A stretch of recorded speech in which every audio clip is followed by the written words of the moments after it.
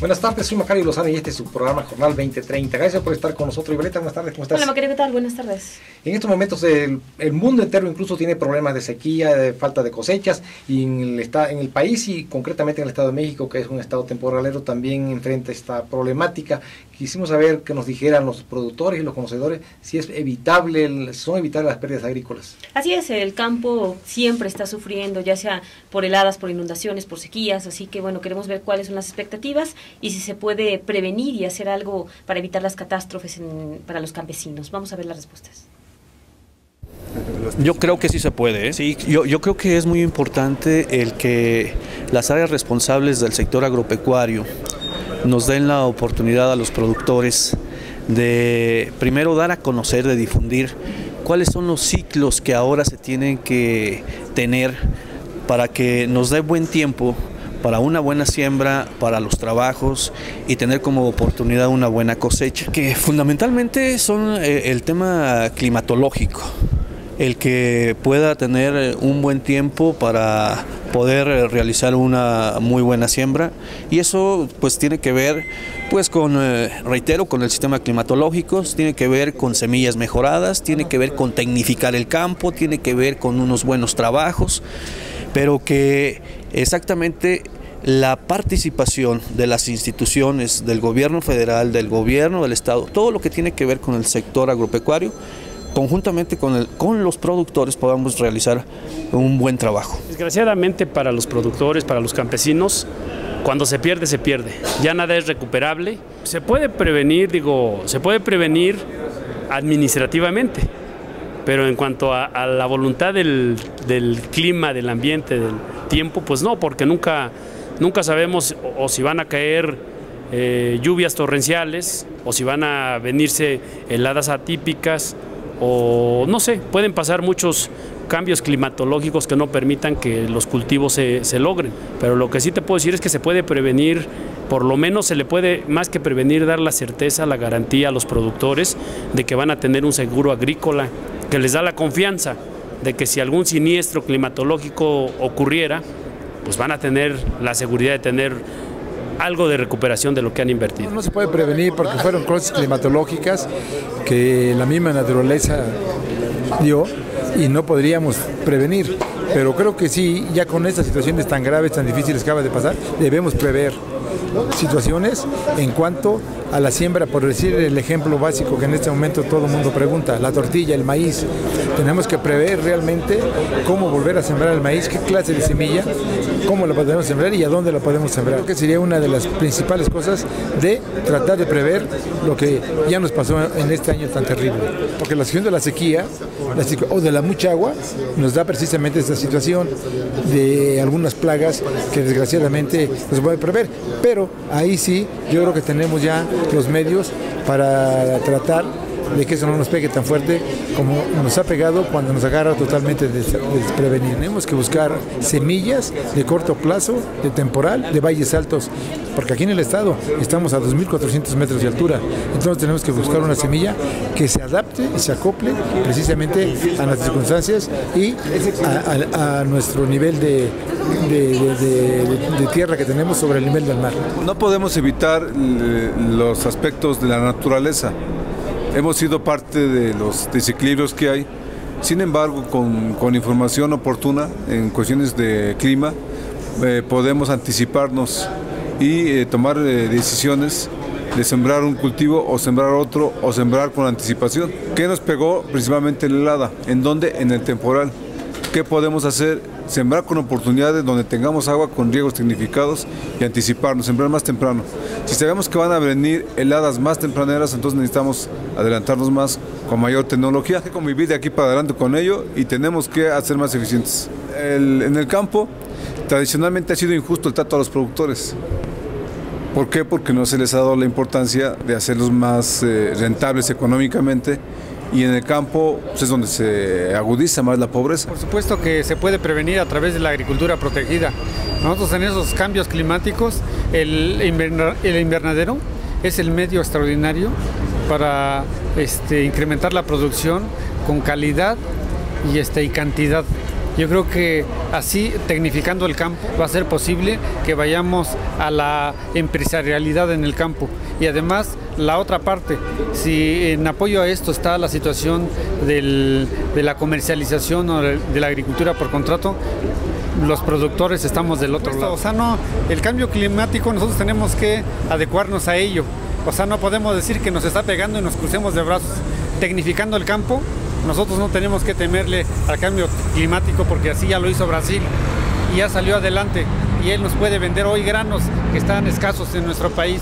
Pero nosotros el día de mañana, si nosotros prevenimos que la agricultura se tecnifique, vamos a tener mejores oportunidades de desarrollo. Yo creo que los financiamientos, la situación de que no tengamos los apoyos en los primeros meses de los ciclos productivos, y que pues ya no caigamos más en los ejercicios, que la Zagarpa dé con tiempo los recursos para que no tengamos esos contratiempos que nos permitan tener pérdidas en el campo. El problema del campo es grave porque los regímenes de lluvia no están sujetos a la voluntad de los productores. Sin embargo, creo que con tantos adelantos en la tecnología y la información de orden del clima que ahora puede conseguirse, quizás es posible evitarlos. Pues sí, aunque bueno, ya vemos que hay posiciones encontradas. Algunos hablan de que no es posible preverlo porque pues nunca se sabe cómo vienen los tiempos, la naturaleza no se puede controlar por la mano del hombre. Y por otro lado también nos mencionan que sí se puede aprovechar, que hay algunas características aquí en el Estado de México que se podrían pues modificar para las épocas de siembras y después de cosechas, a fin de no perder tanto. El Estado de México es de los que tiene mayor problema con la cuestión de los climas, los regímenes erráticos de lluvia o también de sequías tempranas, porque aquí la superficie que es de riego es muy reducida, quizás no llega al 15% de toda la que se cultiva. Entonces, sí, el problema en el Estado de México es muy grave, y prueba de ello es que este año, que fue muy malo, también las consecuencias para la economía rural y también para la disponibilidad de alimento en el estado más poblado del país es muy grave. Así es, y ya vimos también que bueno, las principales quejas siguen siendo la falta de apoyo al campo, que no es lo suficientemente respaldado por las autoridades, y también la tecnificación, porque en muchas partes se sigue sembrando y cosechando como hace prácticamente 100 años. Es increíble que los apoyos no estén llegando. El campo se caracteriza también por su pobreza, lamentablemente, porque está olvidado la mayor parte del tiempo, y casi siempre solo en campañas electorales salen los políticos a prometer que lo van a apoyar. Y estas pérdidas agrícolas tienen consecuencias diversas, numerosas y multiplicadoras. Por ejemplo, tienen que ver con la cuestión de las compras de alimentos al exterior, de granos, sobre todo a Estados Unidos, que implica desde luego no solamente la pérdida de divisas que tienen que destinar a esto, sino también la pérdida de autosuficiencia, de soberanía alimentaria, ¿no? Por una parte. Por la otra, en estos tiempos de escasez, los granos están muy caros, se van a importar más granos que de costumbre y más caros que antes también. Así es, y pues ya lo mencionábamos, a veces es por falta de agua, a veces es por exceso de agua también, y a veces es por heladas. La cosa es que todo le pega al campo, y todo esto también pues está relacionado con la naturaleza, con la contaminación, con todo lo que hemos generado, con el cambio climático, que también, aparte de lo que nos mencionaban de preverlo, cómo preverlo por parte de los campesinos, también sería necesario pues cuidar nuestro medio ambiente para que los cambios climáticos no sean tan fuertes. Además hay una cuestión, otro día comentamos precisamente un invento que encontraron, que descubrieron en el Politécnico Nacional, que se refería precisamente a las tierras semiáridas, donde llueve muy poco, que con una sustancia que habían inventado y que podía convertirse en gel, y que ese gel se iba directamente a la planta y que permanecía húmeda mucho tiempo. Yo creo que por ahí habría que también buscarle, porque difícilmente, como tú dices, no podemos prever a largo plazo, de 6 o 8 meses antes, cómo va a venir el clima,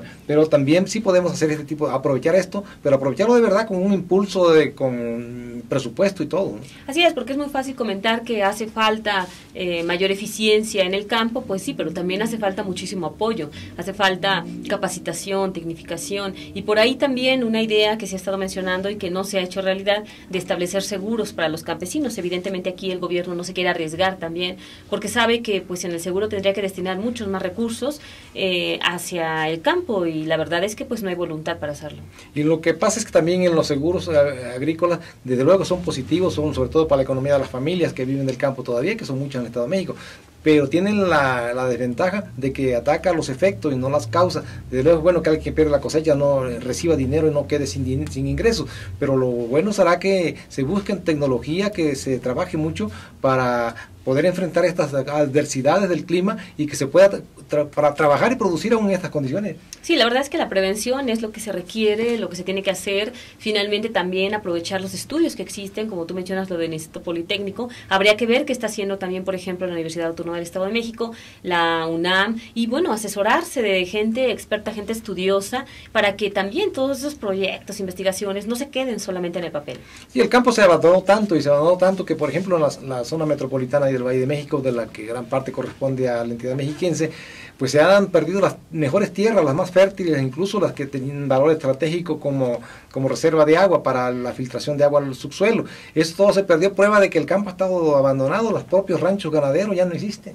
Sí, la verdad es que finalmente el campo se tomó por prácticamente todos los gobiernos, pues como un apoyo de campaña, como el estarle dando aspirinas, pero no solucionarles sus problemas, porque finalmente necesitaban que tuvieran algunas necesidades para estarlos alentando en campaña, que votaran por ellos. Finalmente ese es el llamado voto verde para algunos partidos también, y ha sido algo muy injusto. También el hecho de que se le ha dado prioridad a todos los a crear y construir mayores viviendas, aún cuando los terrenos sean aptos para sembrar.